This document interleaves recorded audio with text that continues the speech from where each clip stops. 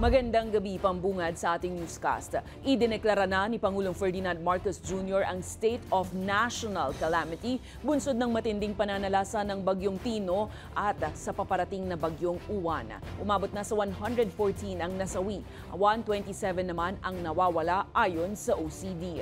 Ang balitang A to Z ni Kim Salinas. Inaprubahan na ni Pangulong Ferdinand Marcos Jr. ang deklarasyon ng State of National Calamity. Bunsod ito ng matinding epekto ng Bagyong Tino sa Central at Eastern Visayas, partikular sa Cebu City at sa banta ng papasok na Bagyong Uwan ngayong weekend. We will declare a national calamity because ilang regions na yan, almost 10 regions, 10-12 regions that will be affected. So, pagka ganun karami, ganun ang scope, then we will really have to, then it is a national calamity. Sa pakikipagpulong sa Cabinet Secretaries sa Office of the Civil Defense sa Camp Aguinaldo, sinabi ni PBBM na sagot ang deklarasyon para mapabilis ang pagdating ng tulong.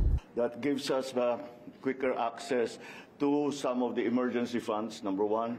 Secondly, mapapabilis ang ating procurement so that we don't have to go to the usual bureaucratic procedures. Ayon sa OCD, 114 ang nasawi sa pananalasa ng Bagyong Tino, 127 ang nawawala at 82 ang sugatan, pinakamaraming nasawi sa Cebu na umaabot sa 71. Tiniyak naman ng Department of Social Welfare and Development ang agarang tulong. Mahigit 195,000 or close to 200,000 family food packs have already been released by the DSWD to various local government units na nag-request po ng augmentation support.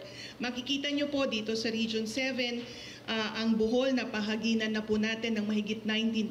Dito po sa Cebu, mahigit 6,000 family food packs. Nadagdagan pa ito ng 10,000 family food packs na naipamahagi ngayong araw sa Mandawi City at patuloy pa ang distribusyon sa mga probinsya. Hamon lang ang paghahatid ng tulong sa malalayong lugar. That's one of the challenges that we are facing, dahil nga may mga roads that are impassable still, so hindi pa po tayo nakakapasok. At pati nga po yung linya ng telekomunikasyon ay nahihirapan rin po tayo. Tiniyak naman ng DSWD na mabilis ang responde ng Department of Budget and Management sa hiling na pag-replenish ng Quick Response Fund ng Kagawaran. Tiniyak din ng DSWD na kahit wala pa ang Bagyong Uwan, sa Philippine Area of Responsibility ay nakahanda na ang nasa 2 milyong family food pack sa kanilang mga warehouse. Para sa Balitang A to Z, Kim Salinas.